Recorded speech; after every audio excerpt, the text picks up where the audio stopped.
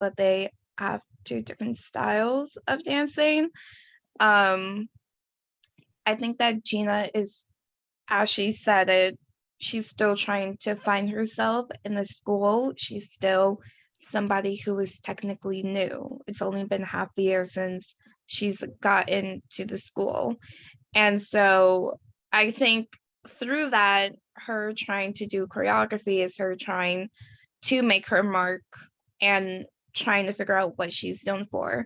Carlos, on the other hand, knows that this is what he wants to do and this is something that he thrives for. But he also wants to like go out and eventually do other things.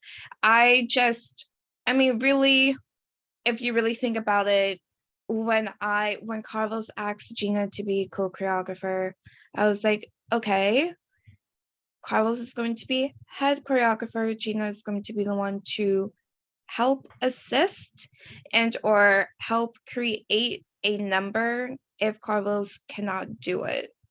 So I don't know, I felt like words should have been spoken to before just heading into a song that Lumiere is supposed to sing and star in, not Gina.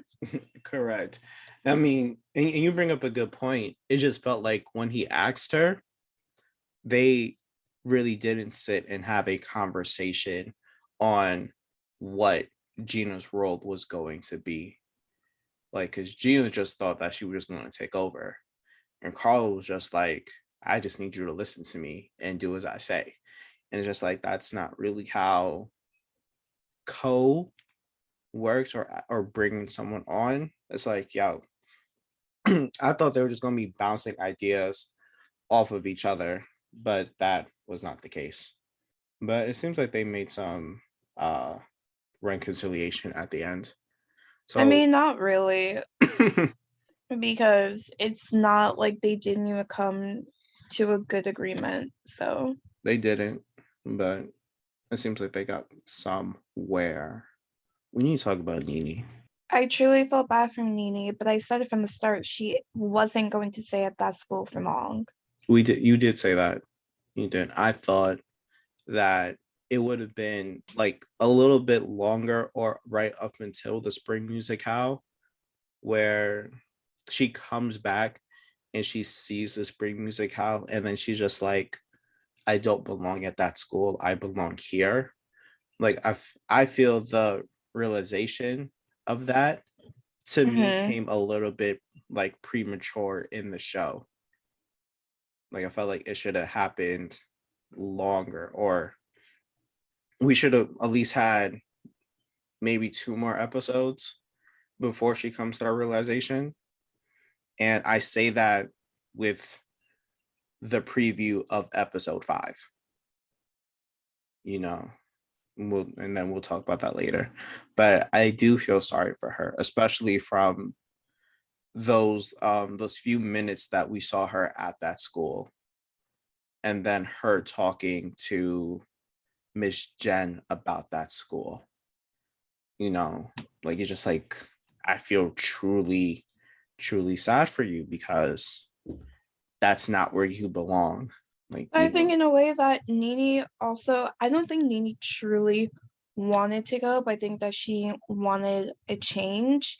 And I feel bad because she even knows like her parents spent all this money to go to the school and blah, blah, blah, blah, blah. But at the end of the day, like, if you truly cannot be there, don't just come back and regroup for a second, you know?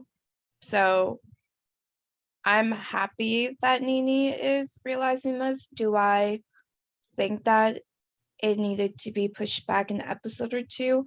I don't necessarily know. It's only been about 2 months, January, 1.5 months. yeah. So in a way, it's like I don't really know like what the time frame is, but I'm happy that she finally said it out loud that she's not happy. If you're not happy, you need to say it and you need to do something about it.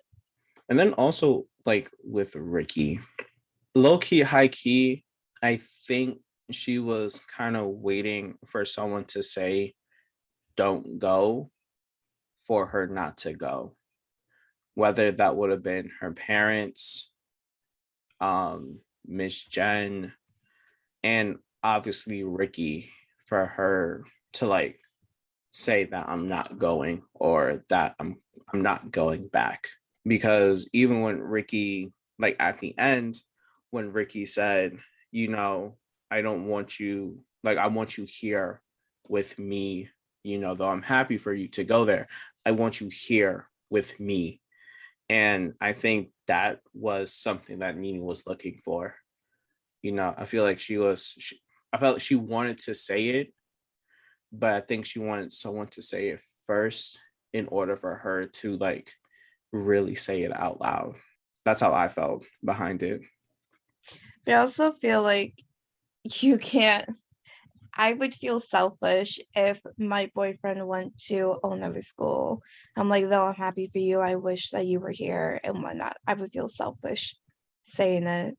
So I probably wouldn't say it. Mm, But also, again, if you don't want to go, you gotta say it. You gotta say it. you gotta say it, but I mean, also it's just hard. Yeah. It's But hard. also, there's so many plot holes now thinking about that episode. Why were they even in school for that long True. to True. begin with? When everybody else left, they should have left with them, because who is going out to pick up their child in a snowstorm? Not I. Not I. They could be thrown in the school until the next day. Mm. Another plot hole. How was the dude from the pizza store able to get to the school? The roads were already cleared. How for how, like that was a severe snowstorm. Yeah, it was. So I'm trying to figure out how that severe snowstorm got cleared within, I don't know, 5 hours. The power of Disney. The power of Disney. The power of Disney. The one character I felt for was EJ, because y'all know, and I said EJ is going to get accepted, but he doesn't want to go. And I said that I don't think EJ got accepted.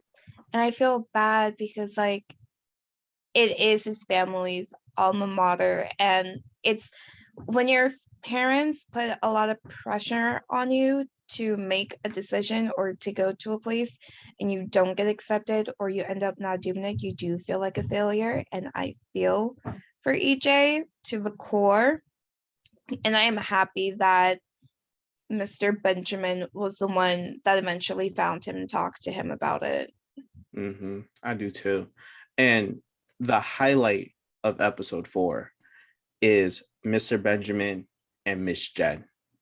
I feel like Mr. Benjamin's conversation with EJ and Miss Jen's conversation with Nini were great character development for both Miss Jen and Mr. Benjamin, but also for EJ and Nini. Oh, 100%, because they both had the same overarching theme, which was what is your dream? And both Miss Jen and Mr. Benjamin both realized that what they wanted, like what their dreams were, and it changed in a split of a second. And I'm very happy to see both ways and how they ended up there and then talking. It was very, very good to see and very good to hear, because I think a lot of people need to hear that. A lot of people do need to hear that. And it also shows that even throughout, like even in high school, there are teachers that truly care about your well-being and your mental state. Mm-hmm. Because Mr. Benjamin, who from season 1 is just like, I don't really much care for the drama department, you know, but he has said that he does care about the students. So seeing him, one, personally open up about how he felt like as a failure for not getting into the top engineering school, and being able to tell EJ on really how to cope with it and kind of how to move forward with it. Because because even when EJ asked him, do you still think about the school, and he was like, not as much as I used to. It's like it's going to be something that is going to affect you, but as you go throughout life, it's not going to be as hard on you.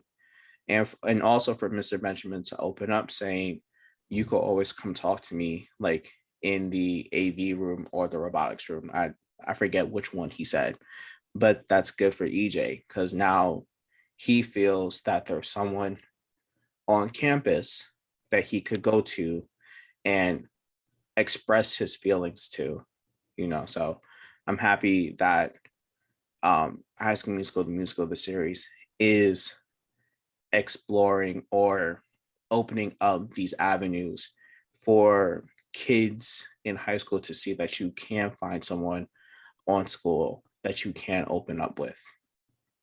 Yeah. It also shocked me when he said that EJ was like a top student, because I was not expecting EJ to be like top tier student. I mean, the man was shooting for Duke. Yeah. And then Miss Jen, like one of the people that was chasing her supposed dream of being an actor, but then realizing when she sat down with the girl playing young Elsa that she was like, well, acting isn't really for me, but help cultivating the next generation of actors is for me. And then when she had that realization, her mother called stating that there's a position at East High looking for a new drama teacher. So, and then being able to express that to Nini, who feels that her dream has now changed. How do you cope with that? So both Ms. Jen and Mr. Benjamin, A+ for their performance and their character arc in this episode. Truly excited to see where they go.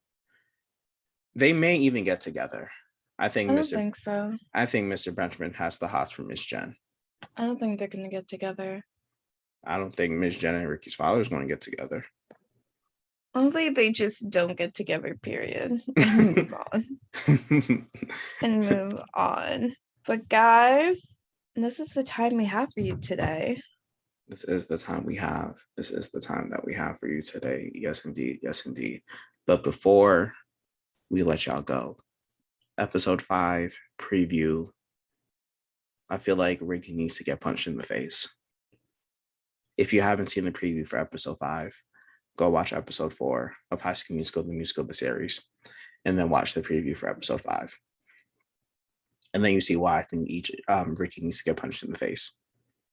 I think Ricky's just happy and he wants the happiness to continue. But we shall see what happens. We shall see what happens. But you guys are returning to your seats. I made a mistake last time when I said the lights were coming on. So the lights are now dimming, getting ready for the next act. So with that, we will see you guys at the next intermission. Bye, guys. Deuces.